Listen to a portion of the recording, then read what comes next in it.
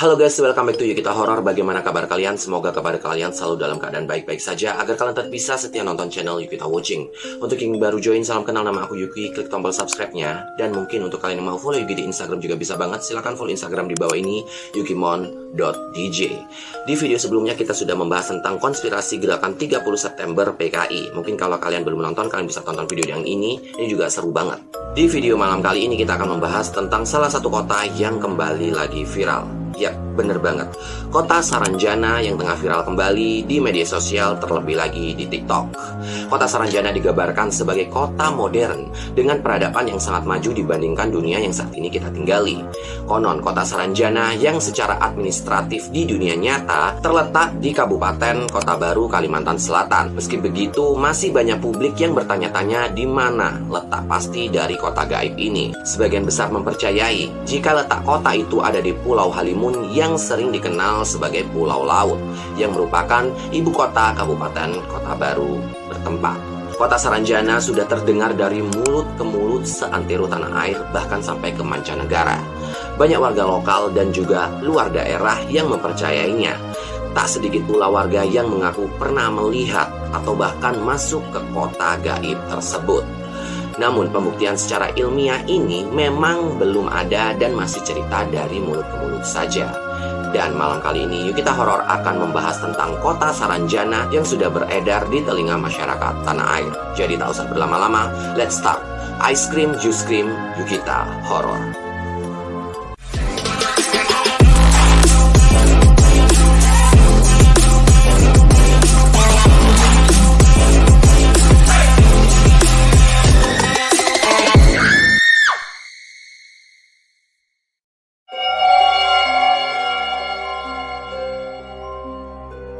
Konon, kota Saranjana berada di Kabupaten Kota Baru, Provinsi Kalimantan Selatan. Namun secara administrasi, di dalam peta, kota Saranjana tidak tercatat dalam peta Indonesia. Menurut cerita masyarakat setempat, kota Saranjana dihuni oleh makhluk jin yang tidak kasat mata. Bahkan pernah ada wisatawan yang mengaku pernah melihat manusia di tengah-tengah gedung pencakar langit di kota Saranjana. Akan tetapi, saat didekati, pemandangan kota tersebut langsung seketika berubah menjadi gunung dan berbatasan langsung dengan laut. Tidak sampai di situ saja, kisah mistis kota gaib itu terus terdengar di masyarakat setempat, seperti cerita alat berat yang dipesan oleh seseorang dengan alamat pengiriman di kota Saranjana. Legendanya, pada tahun 1980, pemerintah setempat dikagetkan kedatangan sejumlah alat berat yang dipesan dari Jakarta. Menurut pengakuan warga sekitar, alat berat yang harganya mahal ini dipesan oleh seseorang dengan alamat yang akan dituju adalah kota Saranjana. Padahal secara administrasi, kota Saranjana tidak ada di Kabupaten Kota Baru. Bahkan menurut beragam sumber, ada sejumlah orang yang mengaku pernah melihat dan pergi ke kota Saranjana ini. Konon, kota gaib tersebut, kotanya itu sangat maju. Banyak gedung-gedung pencakar langit, jalanan yang besar, termasuk penduduknya di sana sangat kaya raya dan hidup dengan makmur. Warga pun sempat dihebohkan dengan kedatangan mobil-mobil mewah yang didatangkan dari Jakarta dan telah dibayar secara lunas. Kisah mistis pun tak terhenti di situ saja. Legendanya banyak orang hilang setelah mendatangi kota Saranjana tersebut. Kisah tentang kemegahan kota Saranjana di pedalaman Kalimantan membuat orang menjadi penasaran. Konon kota Saranjana mengikuti perkembangan zaman dan mempunyai berbagai fasilitas hiburan layaknya kota besar lainnya. Oleh karena itu, banyak wisatawan yang mengobati rasa penasarannya dengan cara mencari keberadaan kota tersebut. Legenda mengatakan, pintu gerbang masuk kota Saranjana berada di tengah hutan selatan Pulau Laut.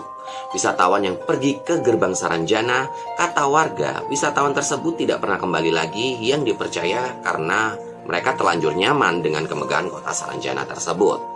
Mereka juga mempercayainya bahwa orang yang tinggal di Saranjana itu memiliki ciri khas, yaitu tidak memiliki philtrum. Philtrum itu ini, garis yang ada di antara hidung dan juga mulut kita. Selain itu, ada mitos yang menyebutkan jika hendak ke Pulau Laut, jangan menggunakan baju yang berwarna merah dan juga kuning. Mungkin itu pantangan kayak kita lagi ada di pantai selatan gitu ya. Nggak boleh pakai baju warna hijau.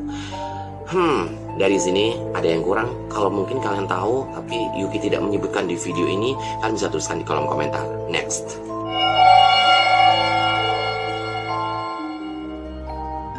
Ada 3 artis yang pernah mempunyai pengalaman mistis yang berhubungan dengan kota gaib Saranjana yang saat ini lagi viral lagi. Ketiganya mengalami kejadian yang tak biasa saat konser di daerah Kota Baru, Kalimantan Selatan. Pengalaman penuh misteri itu menjadi kenangan bagi ketiga artis ini. Jadi langsung saja kita ke artis yang pertama, yaitu Ari Lasso. Mantan vokalis Dewa 19 ini membagikan kisah mistisnya saat konser di Kota Baru melalui kanal YouTube Raditya Dika. Ia menceritakan kejadian yang dialaminya saat konser pada tahun 2005 silam di sebuah hotel terpencil. Tak ada yang aneh pada saat awal konser dimulai.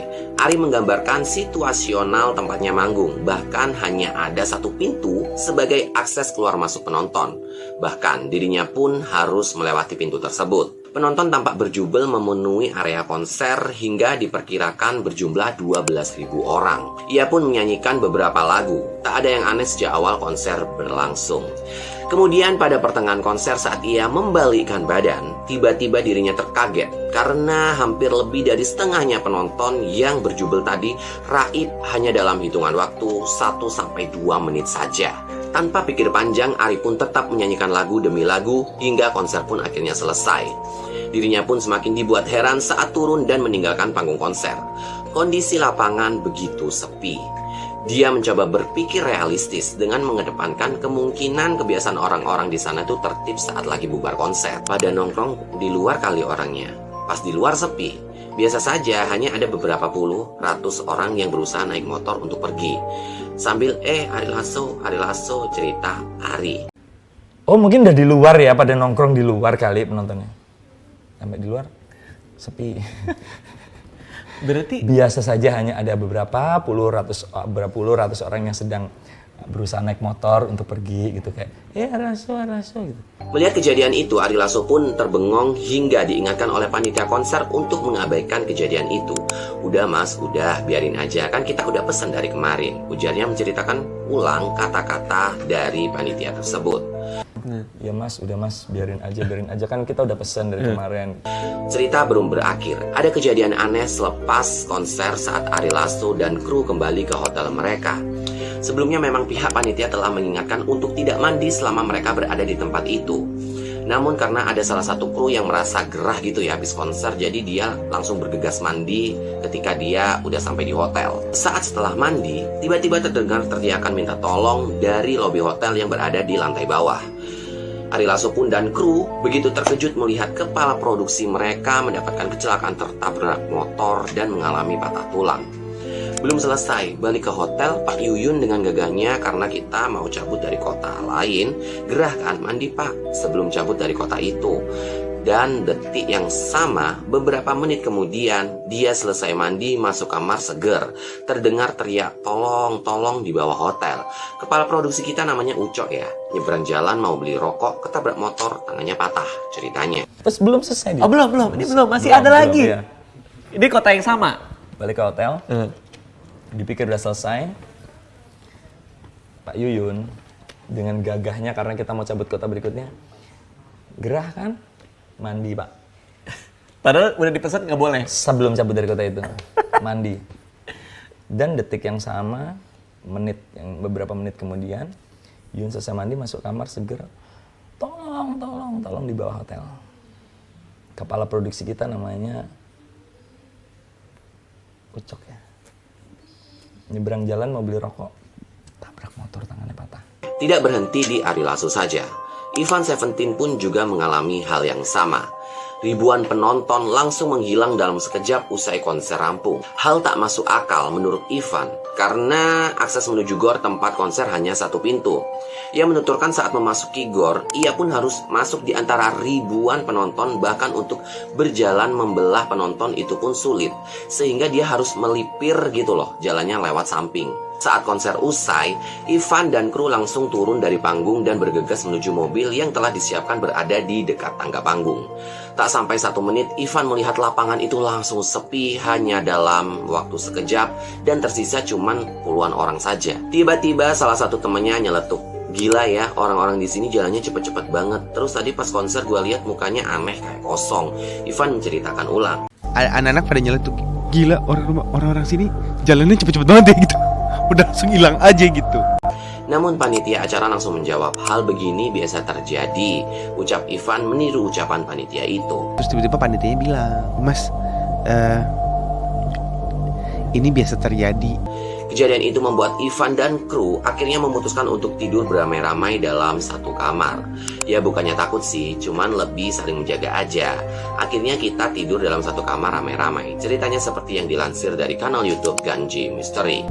Terus sampai di Wisma itu, ya maksud gue kita anak Seventeen bukan tipikal yang penakut gitu, enggak. Jadi kita nggak ada yang parno. Kita cuma tidur satu kamar semua jadi. Pengalaman mistis selanjutnya dialami oleh artis Tantri Kotak. Kejadian penuh misteri satu ini tak bisa dilupakan oleh vokalis Tantri Kotak seperti yang ia kisahkan di kanal YouTube Moe Production. Itu merupakan konser pertamanya keluar kota menggunakan pesawat terbang. Ia menceritakan perjalanan yang ditempuhnya amat sangat panjang hingga memakan waktu belasan jam untuk sampai di lokasi konser. Sepanjang perjalanan darat, ia hanya dapat melihat sepinya jalan di mana hanya terdapat laut dan juga kuburan. Pengalaman banyak dan paling berkesan di Kota Baru menempuh waktu belasan jam, ucapnya. Sampainya di hotel tempatnya menginap yang berlokasi di pinggir pantai, Tantri diingatkan oleh panitia agar tidak kaget jika pada pertengahan konser akan ada sebagian orang yang menghilang. Panitia menegaskan bahwa kejadian itu juga dialami oleh Ari Lasso saat konser di Kota Baru sebelum dirinya konser. I.O bilang, nanti jangan kaget ya mbak, kemarin Ari Lasso main di GOR. Akses pintu masuk cuma satu. Jangan kaget kalau penontonnya hilang setengah di jeda lagu tengah-tengah dalam sekejap dalam hitungan menit. Cerita Tantri menirukan ucapan panitia. Si I.O-nya bilang, Mbak, kalian jangan kaget ya, nanti kemarin itu Ari Lasso main di sini. Ari Lasso main di GOR, akses pintu masuknya cuma satu.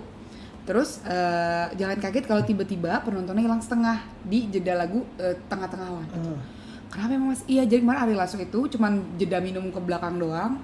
Pas balik penontonnya hilang dalam waktu sekejap. Waktu konser pun tiba, Tantri mulai menaiki panggung yang berada di pinggir pantai. Ia pun menceritakan akses keluar masuk itu tidak begitu jelas, tapi terlihat penonton memadati lokasi konser tersebut.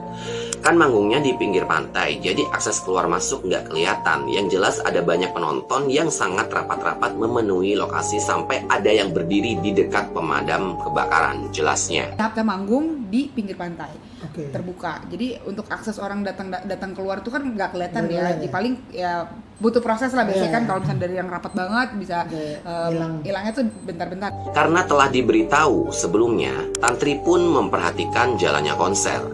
Dia juga memperhatikan bahwa penonton yang aktif mendengarkan lagu yang dibawakannya berada pada bagian tengah hingga ke depan. Dan di bagian tengah ke belakang itu penontonnya itu pasif dan juga wajahnya itu kosong. Saat membawakan lagu di tengah-tengah, tiba-tiba benar saja sebagian penontonnya hilang secara misterius dengan sangat cepat. Kan udah diberitahu, jadi ceritanya pas badan aku lagi ngadep band, lalu balik lagi ke penonton, tiba-tiba tuh penonton hilang setengahnya. Gak sampai 1 menit hilang. Aku cuman bertanya-tanya saja, siapa sih sebenarnya penonton yang diam saja dari baris tengah ke belakang? Jelasin. Pas udah tengah lagu, gue balik badan, lagi ke arah drum gitu kan, pas balik ya itu bener setengah. Dan penontonnya pun dari sepadet-padetnya penonton ya, sampai mereka tuh berdiri di tempat yang buat pemadam kebakaran. Terus yang aktif penonton tengah ke depan. Jadi penonton tengah ke depan tuh mereka yang aktif nikmatin musik, tapi dari tengah ke belakang mereka cuma begini doang. Jadi kayak cuma ngeliatin gitu doang, memperhatikan. Terus gue tanya, emang ke siapa sih mereka? Ya, itu tempat kan rapat banget. Buat meninggalkan tempat butuh proses, butuh waktu, tapi ini langsung menghilang cepat. Kan aneh, lanjut Tantri. Ia pun bercerita bahwa memang benar Tantri pernah mendengar kisah kota yang hilang misterius di kota itu.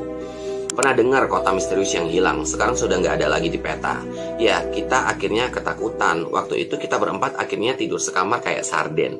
Lagian hotel kita kan dekat pantai, tutupnya. Jadi di sana itu memang ada kota hilang. Nah, gue nggak ngerti sih itu entah itu adat atau apa ya. Memang sudah jadi sudah jadi bagian. Nah, sudah jadi bagian dari Indonesia juga, dari bagian dari kota tersebut. Jadi ya, gue menghargai itu gitu. Udah pulang dari manggung, kita yang harusnya tidur di kamar gue sama waktu itu belum ada, itu Ices. Nah, gue Ices terus posan Sela, 2 kamar jadiin 1.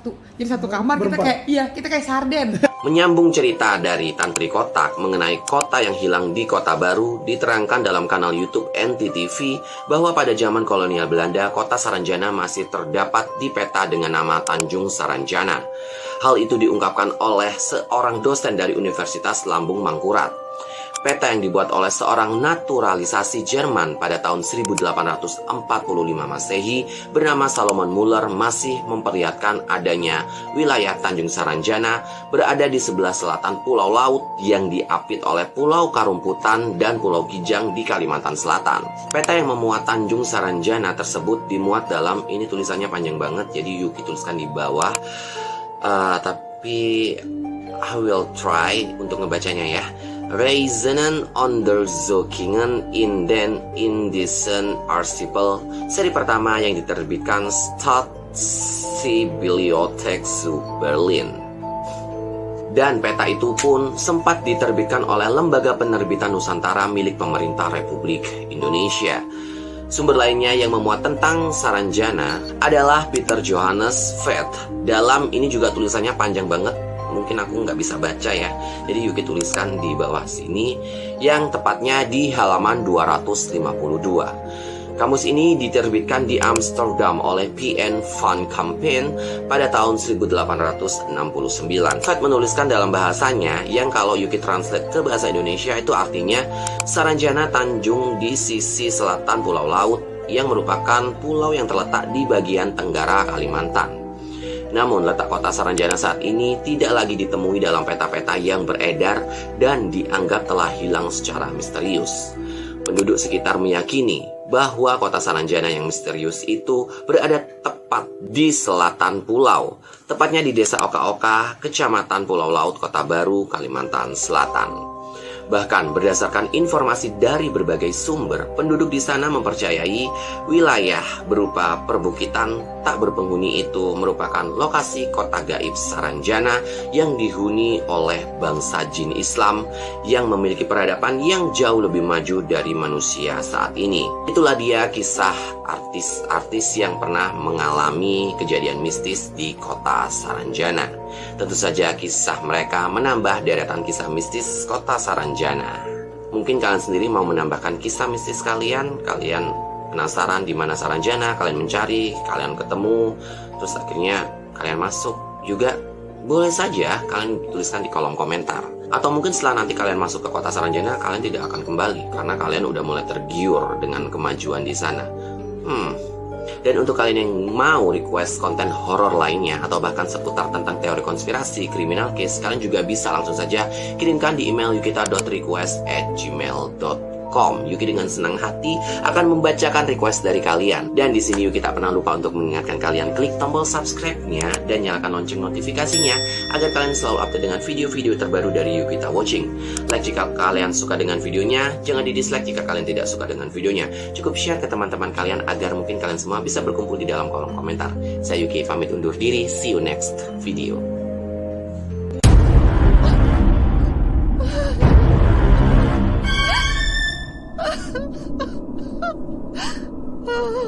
Ha ha ha ha!